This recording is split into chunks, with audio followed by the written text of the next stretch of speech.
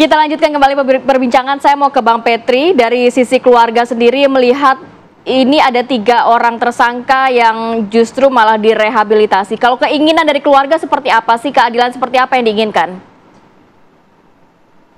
Dari keluarga kami minta ya semua pelaku itu dihukum seberat-beratnya, setimpal-timpalnya.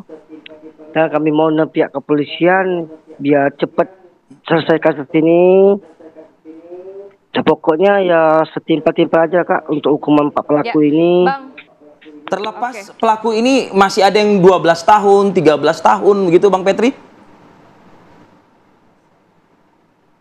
Ya, saya dengar 3 orang ini kan direhab.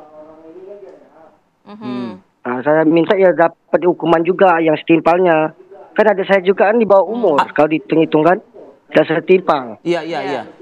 Hukuman setimpal yang Anda maksud ini apa ya? Seperti apa? Ya seadil-adilnya Kak, yang kayak nilai hukum undang-undang aja, apa 20 tahun, apa 50 tahun, apa seumur hidup. Ini kan nyawa Kak soalnya Kak. Bukannya apa kan, soal nyawa kayak harus dibayar nyawa gitu. Itu. Tapi negara kita tidak memiliki undang-undang yang menghukum anak sampai seberat itu, Bang Petri. Apa Pak? Tapi negara kita tidak memiliki undang-undang yang menghukum anak sampai seberat itu. Bagaimana dong nih harapan dari keluarga? Dari kalau memang kayak itu ya seadil aja lah Pak. Gimana kan setimpal aja lah, yang sesuai undang-undang aja sih Pak. Yang penting kita puas kalau mereka tuh ya dapat hukuman gitu Pak.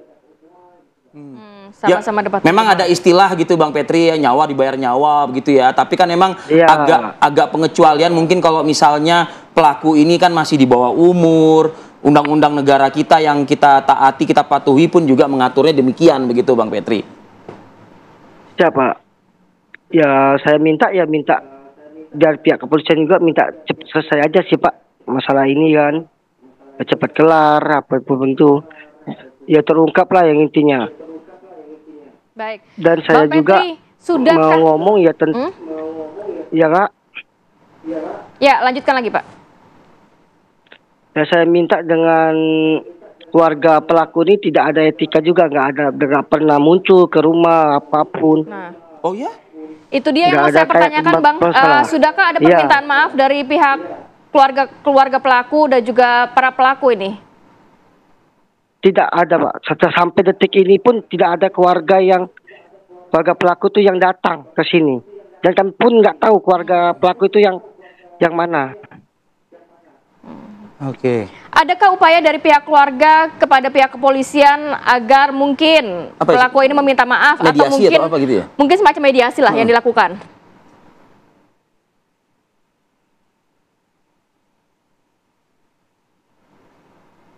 Bang Petri? Iya. Bang? Iya. Adakah putus Kak. Iya. Bang, adakah permintaan dari pihak keluarga untuk melalui mempertemukan polisi gitu dengan para pelaku ataupun keluarga pelaku melalui pihak kepolisian? Kalau untuk saat ini belum ada dengar Pak dari pihak kepolisian kita. Aku pengen ketemuan sama pihak keluarga dengan pelaku belum ada. Iya.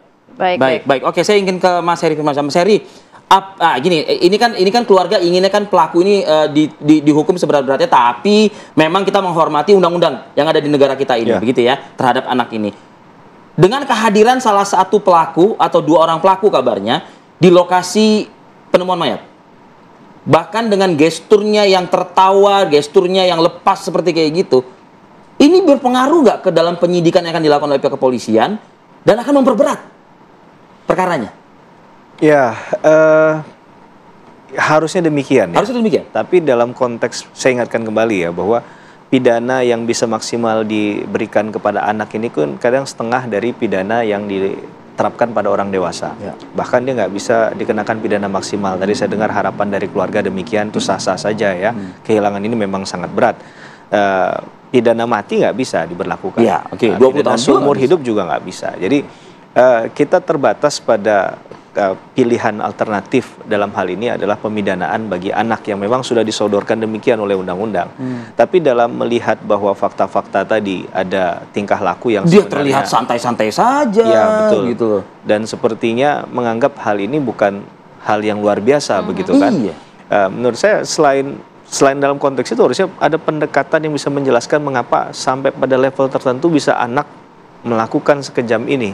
Ini menurut saya bisa jadi diskursus panjang ke depan. Saya nggak membayangkan kalau hukuman itu hanya sekedar nasihat gitu loh. Iya, tadi dia bisa dengan santainya tadi kan, bahkan datang melihat tempat kejadian perkara Iya. tanpa ada perasaan mimik bersalah, karena menurut Padahal saya membunuh loh itu. ya normal ya orang kalau melakukan satu kesalahan, tindakan, kejahatan bahkan tentunya ada perasaan minimal bersalah ya.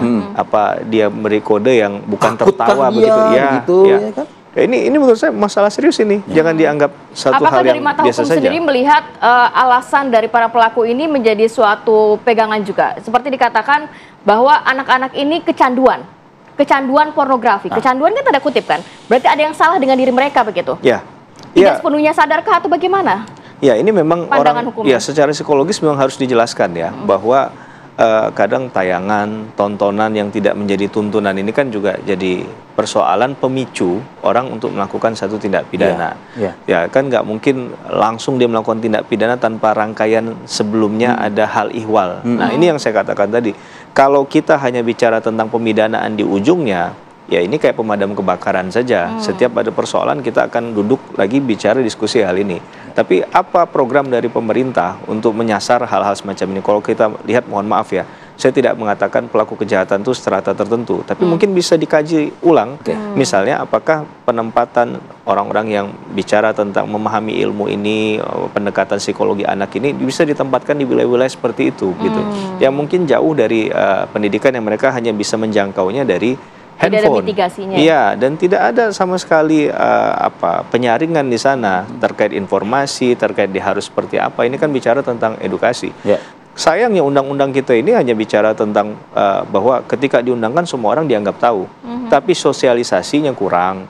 Kalaupun sosialisasi di tataran elit, misalnya di hotel mewah, itu siapa yang bisa menjangkau menurut saya. Ini kritik juga terhadap tindakan-tindakan semacam itu. Harusnya turun ke bawah. Mudah-mudahan dengan demikian mungkin nggak menolkan ya, tapi bisa kemudian meminimalisir. Itu harapan kita. Tidak ada lagi korban selain ini. Amin. Terima kasih banyak Mas Heri sudah hadir pagi hari ini. Terima kasih Mas Heri. Bang Petri, terima kasih banyak sudah hadir dan juga bergabung pada pagi hari ini. Salam duka Sehat kami untuk selalu. keluarga besar di sana, Bang Petri. Assalamualaikum Abang. Waalaikumsalam. Baik. Berikutnya kita tinggalkan perkara hukum. Ya. Politik nih, Kita masuk ke politik ya. Kita melihat